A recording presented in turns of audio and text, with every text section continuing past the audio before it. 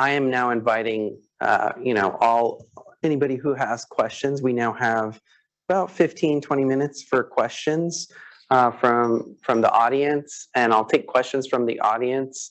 And if you have questions, you can come up to the podium. We'll start there with the audience, and we'll go from there. Does anybody here have any questions? Or it's a pretty quiet crew over here and in the room.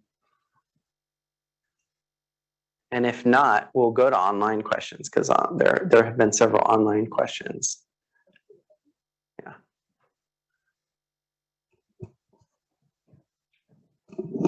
Hi, good morning, and thanks to the three speakers in the presentation. My name is Brad Paul. I'm with ABAG MTC here in the building.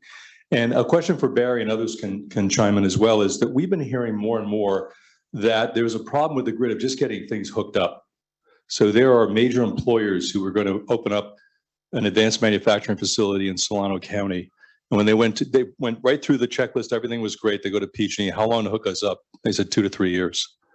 We have affordable housing projects that are completed now all over the Bay Area, and they're being told that they can't hook up to the grid for 6 months, 8 months, 10 months. And I got some hope from your presentation, because long-term, it sounds like what you're saying is that if we can combine electrification with efficiency, we can over time reduce the load on the grid. But given that we're trying to electrify our transit fleet, our cars, our homes, all of this, have you looked at that larger demand on the grid beyond just electrification? Thank you. That's a fantastic question. First, no. So we've just looked at San Francisco and a couple of areas in San Francisco, and that was a unique opportunity to do so. And definitely there are affordable housing projects in San Francisco, as well as city facilities that have, and other facilities that experience delays in interconnection, and that's a major political issue, a major concern. But those issues, generally those buildings would need electricity, whether they were all electric or they're mixed fuel, and some of them they're waiting for interconnection are the last few that were constructed as mixed fuel before the local electrification requirement. So that is a fundamentally separate issue of what's the timing and resource that's necessary to serve new development in that process. The other thing is the analysis. We did simplify. We were looking at lines and feeders serving those areas and not the equipment serving individual buildings. And definitely you would need various changes to individual buildings within that area and infrastructure serving portions of those areas. It was really an implication of further upstream wouldn't necessarily need a change in the short term.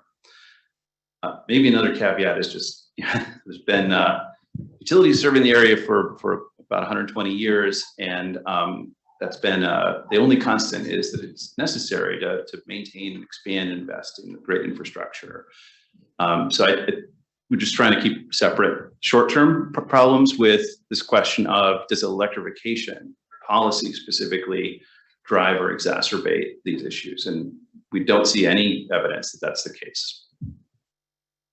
Yeah, and I'll add to those issues. That's more of an economic development. I'm actually working with our economic development team on these, like, hey, we want, some kind of industrial setup for, we need to have PG&E hooked up, and it's going to take 2 or 3 years. We've heard that story even in Contra Costa. So I'm working closely with our economic development team to work with the other cities too, to kind of put in what the issues are for long-term economic development as it relates to PG&E.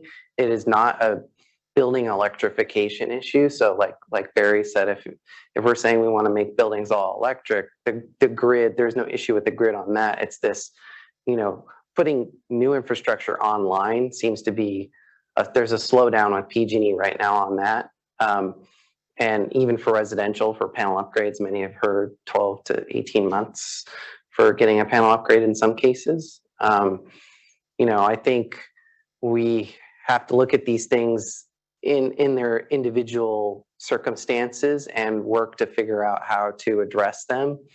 And if you're a local government and this issue comes up, there are some resources where you can advocate for that through the local government We have LGSCC, which is the Local Government Sustainable Energy Coalition. So if you're not a member of that, you could be a member, and they actually intervene on proceedings with the CPUC and CEC related to stuff like, anything on energy efficiency or things that are important to local governments in general that those entities have responsibility for.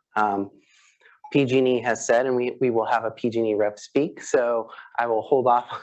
They've said it in the past, though, that as they continue to harden the grid for the wildfire safety issues, when they get that under control, they'll have more resources to address the panel upgrade issue moving forward. So always is something that comes up. Yeah, and Avana, did you have anything to add to that question as well? No, thank you. Okay. All right. Any other questions in the room about this, or yeah? All right.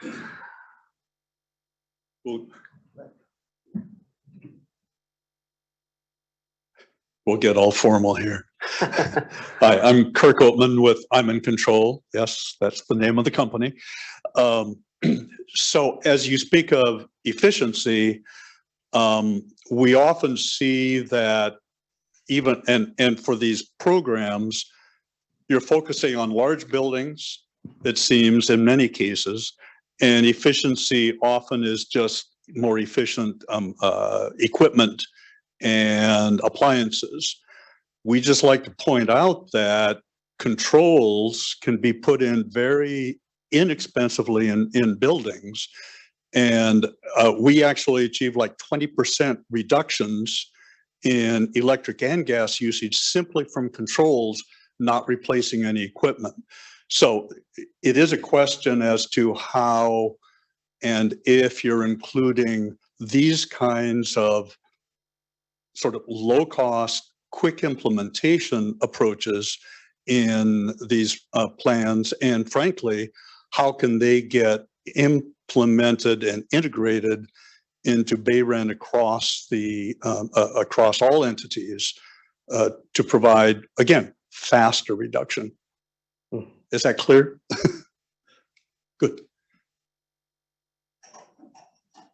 I happen to work on the codes program, but the BayREN commercial program is largely focused on electricity consumption reduction and definitely straightforward mechanisms of providing provable savings in terms of electricity consumption.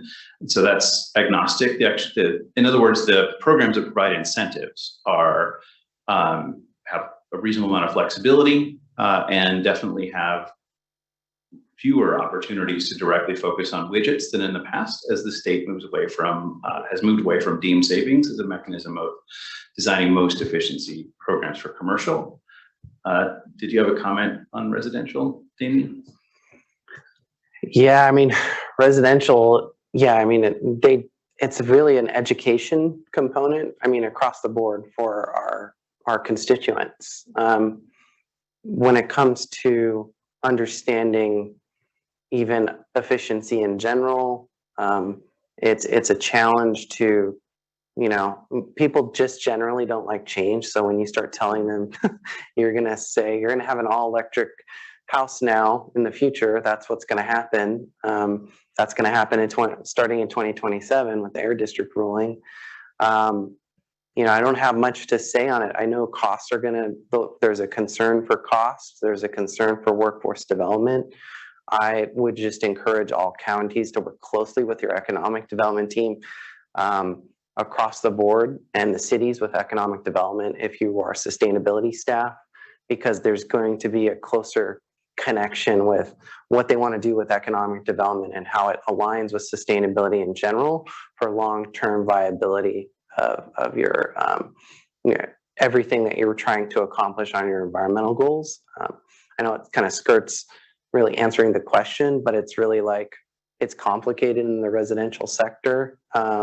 It's really a education component. I actually think it might be easier in the commercial and industrial sector because you can go for it on the energy efficiency component. But yeah, what do you think, Barry? It's just my thoughts. Yeah. We're just code adjacent people as well. So there's a lot of different interventions, and we're mostly prepared to talk about public policy directly. Yeah. I just wanted to mention there's a question in the chat online that I think relates to this, which is asking you specifically, Barry, what efficiency measures were included to get those energy savings that you showed in your slides there? Sure.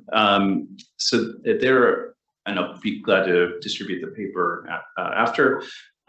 They're each just straightforward on-the-shelf technologies. So some window treatment improvements, window films, roof insulation, also tuning up the economizers in existing HVAC systems. So pretty fundamental stuff. It did include lighting controls, similar to those that are actually required by code. So it was not, neither was it control maximizing, nor was it ignoring controls as a means of obtaining efficiency savings. Yeah, and I did want to allow Avana to respond on the residential too, because her San Mateo County is going to know more about how they're dealing with it. Avana, just to give you that opportunity. I mean, the individual who posed that question, it's a great question, and really brings up what Barry was alluding to is, and you as well, Demian, is the need for behavior change. And it's not just a matter of swapping out appliances. It's because some of these new electric appliances require a little bit more intimate relationship with your heating source, or some of these aren't exactly the same as a methane gas powered. And so one of the things we're looking at is formulating, a messaging campaign framework for communicating about some of these things and communicating the benefits and the trade-offs and all of that. But I have not heard, as far as I know, we don't have plans to do what he was suggesting, but it is a really good reminder that behavior change and efficiency is really still at the core of what we ought to be thinking about. Great. I'm glad I wasn't too off base on that issue, because I know they've done a lot of work on the issue in San Mateo, and there's discussions about watt diets, there's all these things, but the technology, we need to make sure everyone understands the technology and the workforce is aware of that technology and isn't just doing the same old in terms of our contractor base. Yeah, and next question. Yes, thank you so much for the first speakers for the very insightful presentations and the variety in topics addressed. Maybe to tap into what Avana just said about behavior, and also look maybe a bit at the residential sector. I saw in the San Mateo County sort of investigation and audits and recommendations for building electrification. There was quite a broad spread in vintage of the buildings, and it made me think. A lot of the older buildings in the Bay Area were built without central air conditioning, and I was wondering if you go into an electrification where you switch out the gas heater for heat pump, people maybe gain the ability to cool the house. Were there any investigations into what the additional cooling demand would be if all of these houses were outfitted with central AC? And what that would be on an impact for the grid as well. You're asking if that analysis was done for the whole county. Yeah, exactly. So in your case with your studies, but maybe also for the other speakers, like was there any investigation to the additional costs for households and utility bills and additional strain on the grid if people would gain the ability to use air conditioning on their homes? There is information in the case studies about costs, but we don't do an analysis on grid impacts. I am not aware of that sort of research. Actually, I'm trying to think. Maybe I might actually punt this to Alero. I know Alero's on here. Alero, do you know if Tom, and I know Tom is also online, if we looked at any of that through that study? Hi, Avana. Not that I know of. We were looking at bill impacts of the work, but I don't think we specifically looked at grid impacts. And I don't know, Tom, feel free to chime in the chat if I am wrong, but from what I remember, we did not.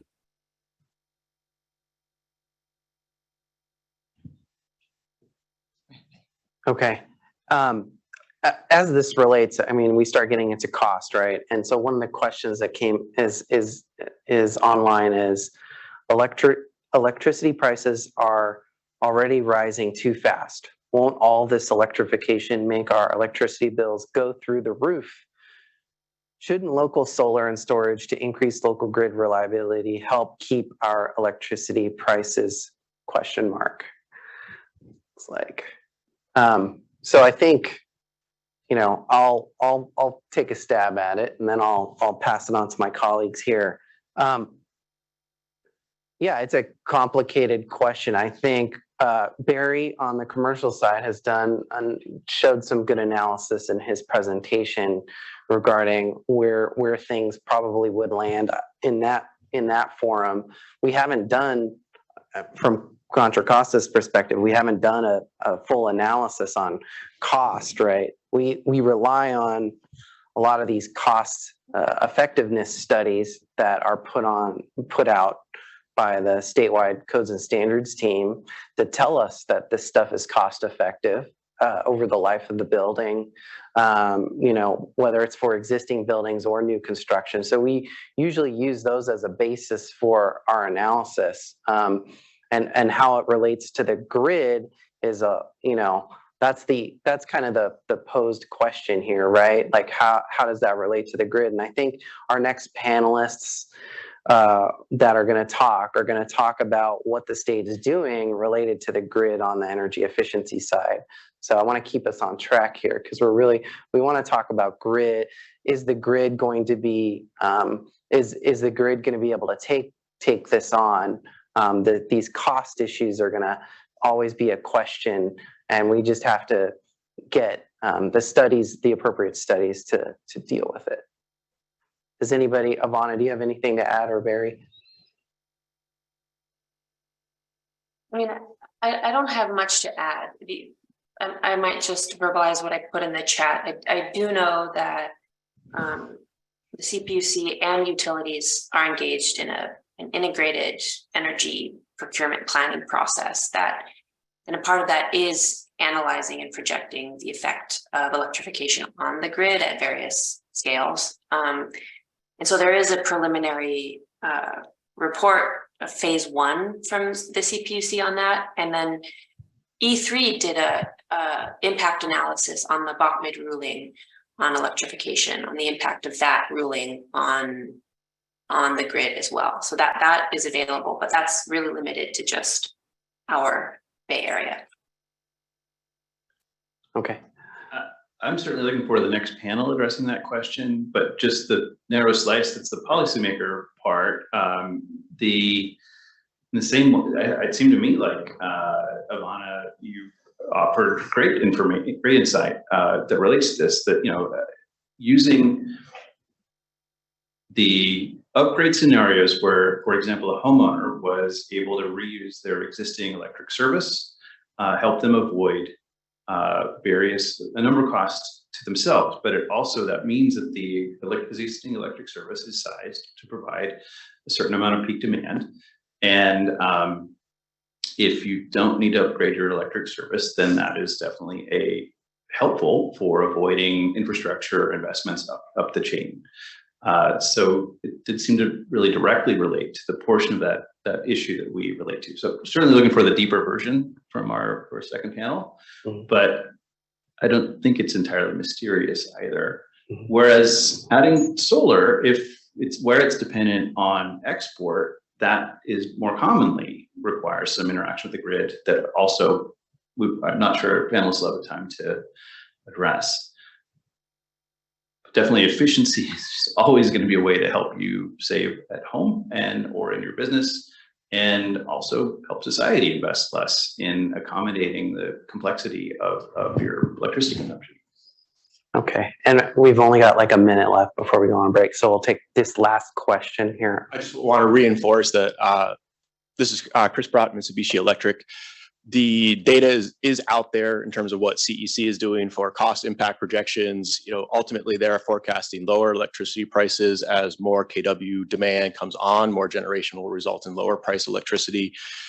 They've got some really interesting curves in terms of demand forecasts.